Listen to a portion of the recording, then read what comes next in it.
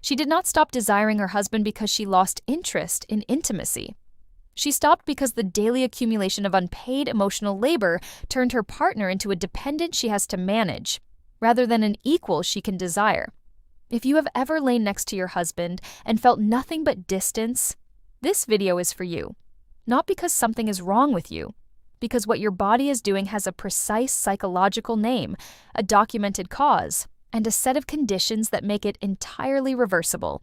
What we are going to cover here is not general relationship advice. It is the specific mechanism that turns a partner into someone your body refuses to desire, why it happens below the level of conscious choice, and what the signal actually means. By the end of this, you will not just understand why the desire disappeared. You will understand what your body has been trying to tell you all along. It starts with a subtle shift in the room's temperature. You sit on the same sofa, but the distance between you feels immense. When he reaches out to touch your shoulder, your body reacts by tightening, a slight pull away that you hope he does not notice. You make excuses about being tired, having a headache, or needing to finish a project, but deep down, you feel a heavy sense of guilt. You wonder why the man who once excited you now feels like a roommate, or worse, a burden. This is the quiet reality of lost desire, a situation that millions of women experience but feel too ashamed to speak about. This evaporation does not announce itself. There is no single moment you can point to, no conversation that changed everything. What research on long-term couples consistently shows is that desire does not die in a dramatic scene.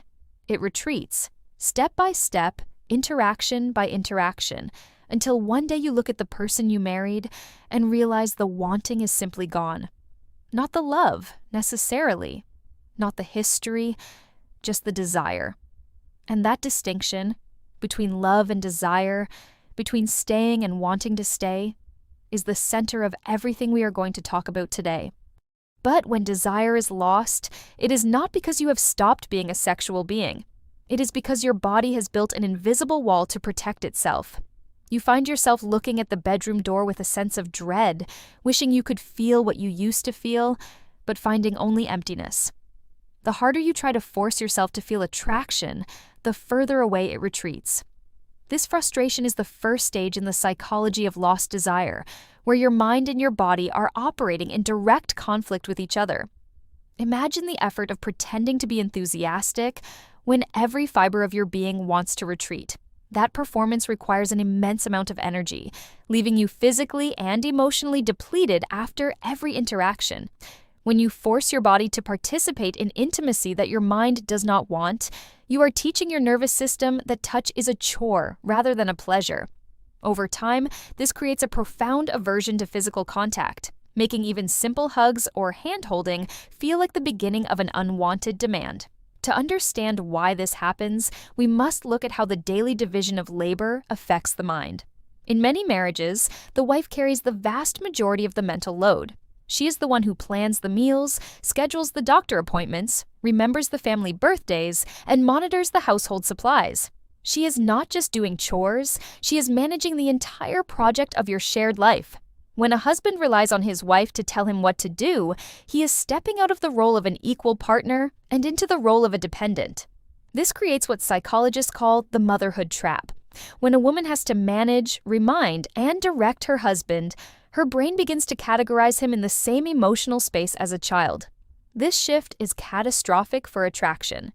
Human biology and psychology are wired to prevent us from desiring those we feel responsible for mothering. You cannot feel sexual desire for someone you are constantly taking care of, cleaning up after, and reminding to perform basic adult tasks. But here's the part that most relationship researchers do not talk about.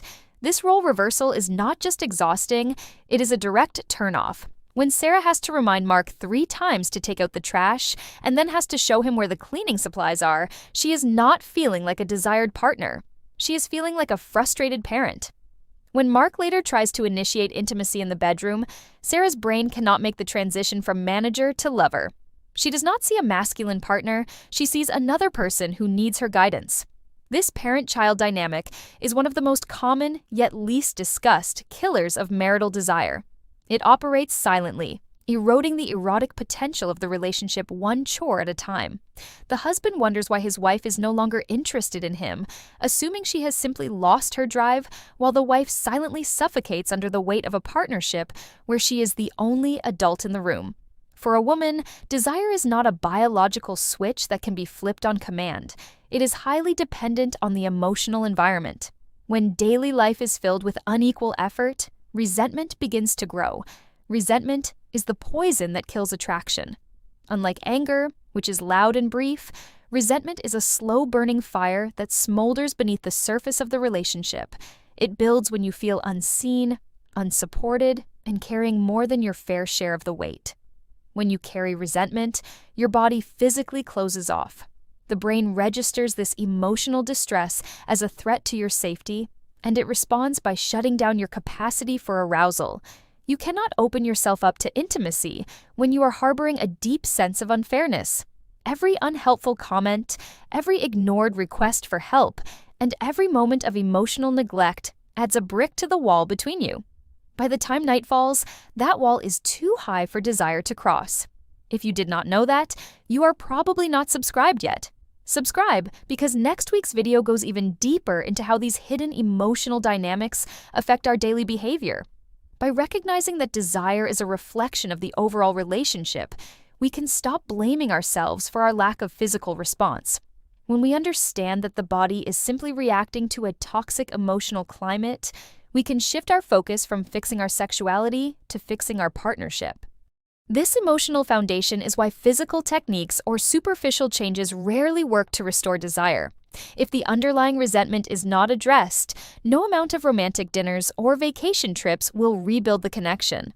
The body is too smart to be tricked by temporary distractions. It demands real, systemic change in the way you interact with each other every single day. How does this play out in everyday communication? It shows up in the lack of vulnerability during the day. Desire is built on a foundation of emotional safety. If you cannot share your worries, your fears, and your true thoughts with your partner without being dismissed or judged, you will not feel safe enough to share your body with him. When a husband ignores his wife's emotional world during the day, he is closing the door to the bedroom at night.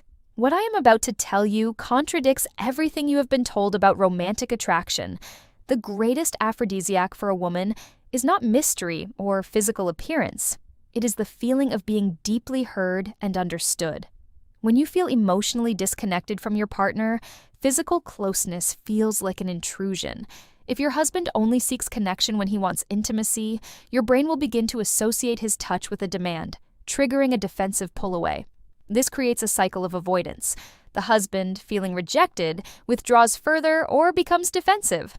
The wife, feeling pressured, closes off even more. The conversation between them becomes superficial, limited to logistics and child-rearing. They stop flirting, they stop kissing, and they stop looking at each other with appreciation. The relationship becomes a business partnership, efficient but cold, where the concept of desire feels like a distant memory. This communication breakdown often manifests as a complete lack of playfulness. When every conversation is serious, stressful, or administrative, there is no space for the lightheartedness that fuels attraction. You cannot make the leap from discussing school schedules to sharing physical intimacy without a bridge of playfulness.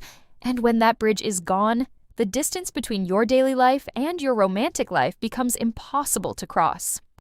Psychologists use attachment theory to explain how partners react to this growing distance. When desire begins to fade, the anxious avoidant trap often activates. Typically, one partner becomes the pursuer, demanding physical connection to feel secure, while the other becomes the withdrawer, pulling back to escape the pressure. The more the husband pushes for intimacy, the more anxious the wife becomes, and the more she retreats into her shell. The more she withdraws, the more insecure he feels, driving him to pursue her even more aggressively. This cycle is incredibly destructive because it makes both partners feel unsafe. The husband feels rejected and unloved, while the wife feels used, pressured, and misunderstood. The bedroom becomes a battlefield where every interaction is loaded with expectation and anxiety.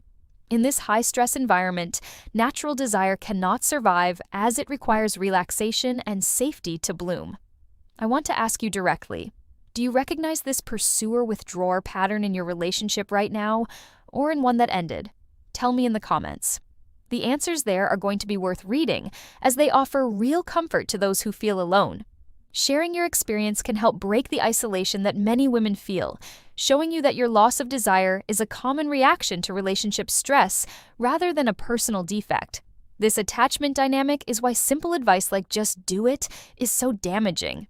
Forcing yourself to participate in intimacy when you are in a state of avoidance only deepens the trauma for your nervous system. It reinforces the association between touch and pressure, making it harder for natural desire to return in the future. To heal, the cycle of pressure and withdrawal must be stopped completely. It takes two people to maintain this cycle of lost desire. A husband may not realize that his behavior is contributing to the problem. He might assume that his wife's lack of interest is a biological issue, a normal part of aging, or a sign that she no longer loves him. He may react by withdrawing his own emotional support, becoming cold, or using sarcasm to express his frustration. This reaction only validates her distance and justifies her body's decision to close off. Stop for a second, because this physiological response is not a coincidence. When a wife feels that her partner's affection is conditional on physical intimacy, she loses the sense of being valued for who she is. She begins to view his touch as a transaction rather than an expression of love. This transactional view of intimacy destroys the emotional safety necessary for female desire, turning a potential moment of connection into a source of resentment. The husband must realize that his participation in the domestic and emotional life of the family is not a favor he does for his wife, it is his responsibility as a partner. When he carries his share of the mental load, he is not helping her. He is participating in the relationship. This shift from helping to participating is crucial, as it restores the balance of power and allows the wife to see him as an equal partner once again. In this balanced space, the wife's nervous system can finally relax. She no longer has to be the manager, the organizer, and the mother. She can step out of those protective, exhausting roles and allow herself to be just a partner. This relaxation is the prerequisite for attraction to resurface, as desire is a luxury that only appears when survival needs, including the need for safety and fairness, are met. The most honest thing I can tell you about everything I have described so far is something most relationship content refuses to say out loud. The loss of desire in a woman is often not a malfunction of her body. It is a highly functional defense mechanism. It is your body's way of saying no when your mind is too afraid to speak it. Your nervous system is protecting you from a relationship dynamic that has become unequal, exhausting, and emotionally unsafe. Think about this carefully. If your body allowed you to feel desire for someone you are mothering, you would remain trapped in a dysfunctional relationship forever. The loss of attraction is a physical boundary that your body sets when you fail to set psychological boundaries. It is a biological protest against the loss of your equality. Your body is refusing to reward a dynamic that is actively draining your spirit, forcing you to pay attention to the imbalance. This next pattern is so common that most couples accept it as normal, but it is actually the warning sign of a dying relationship. When a woman stops desiring her husband, it is often a sign that she is preparing to leave the relationship emotionally, even if she remains physically present. The loss of physical intimacy is the first step in a gradual process of detachment, where she slowly withdraws her heart to protect herself from further disappointment. This defensive shutdown is why hormone therapies or physical enhancements rarely solve the problem. The issue is not in the body's chemistry, but in the relationship's architecture. Your body is not broken. It is working exactly as it should, refusing to align with a partner who does not support you as an equal. To bring desire back, you must first fix the structure of the partnership. The psychological toll of this dynamic is immense, especially for the wife who carries the burden of guilt. Society tells women that they are responsible for maintaining the emotional and sexual health of their marriage. When desire fades, the wife often blames herself, assuming she is cold, broken, or abnormal. She carries this shame silently, avoiding conversations about intimacy because she does not know how to explain what she is feeling. This guilt only deepens the disconnection. It makes you feel like you are failing your partner, which creates a sense of obligation that makes physical contact even more repulsive. The more you feel you must do it, the less you will want to do it. This conflict between obligation and desire creates a state of chronic anxiety, turning the bedroom into a source of stress rather than a sanctuary of connection. If this reframed something for you, the like button costs nothing and helps this video reach someone who needs to see this clarity today. By hitting that button, you are helping to validate the experiences of thousands of women who are currently carrying this shame in silence. You are helping to show them that they are not broken and that their body's response makes complete psychological sense. This shame is a powerful barrier to healing. When you believe you are the problem, you focus on fixing yourself through individual therapy or self-help books, ignoring the systemic issues in the marriage. You must realize that your lack of desire is not a personal failure. It is a shared relationship issue that requires the participation and effort of both partners to resolve. To rebuild desire, the couple must move from a dynamic of manager and dependent to a dynamic of equal partners. This begins with an honest, uncomfortable conversation about the mental load and chore division. The husband must step up and take full responsibility for his areas of the household without needing reminders, lists, or supervision. The wife must practice letting go of control, allowing him to do things his way and accepting the temporary discomfort of this transition. What if the husband refuses to change? If a partner is unwilling to share the mental load or acknowledge the impact of the unequal dynamic, the loss of desire will likely become permanent. Reclaiming your attraction is not a solo task. It requires both people to look at the relationship honestly and make real changes. The husband must realize that his participation in the relationship is the price of admission to the bedroom. If someone in your life is living exactly this and does not have the words for it yet, send them this video. Let it do the explaining for them. Sharing this information can help a friend or family member understand that their dead bedroom is not a sign of their inadequacy, but a symptom of a deeper, systemic issue that needs to be addressed with honesty and courage. This process of restructuring the relationship requires patience and consistent effort. It is not about a single weekend trip or a romantic gesture. It is about changing the daily patterns of interaction. It means building a relationship where both partners feel supported, respected, and valued as equals, creating the emotional foundation upon which attraction can naturally rebuild. In the end, the woman who has lost desire for her husband faces a choice of honesty. Will she continue to ignore her body's signals, pretending everything is fine while slowly dying inside? Or will she have the courage to address the underlying imbalance, even if it disrupts the marriage? Real intimacy cannot be built on performance or obligation. It requires the presence of two complete, equal individuals who choose to connect. I will leave you with one question, not to answer here, but to sit with in the quiet moments of your day. If the division of effort in your relationship right now were the template for your entire future, would you choose to stay in it? There is no right answer, but there is an honest one. And that honesty is the beginning of whatever comes next. Understanding why this happens does not make the pain smaller, but it shifts the question. Instead of asking what is wrong with you, you begin asking what was wrong with the arrangement. That is not a small shift. That is the difference between spending years trying to fix yourself and finally looking at the actual problem. And once you see the actual problem, you cannot unsee it. Rebuilding attraction is a slow journey, and it may not always succeed, but the attempt itself is a powerful act of self-respect.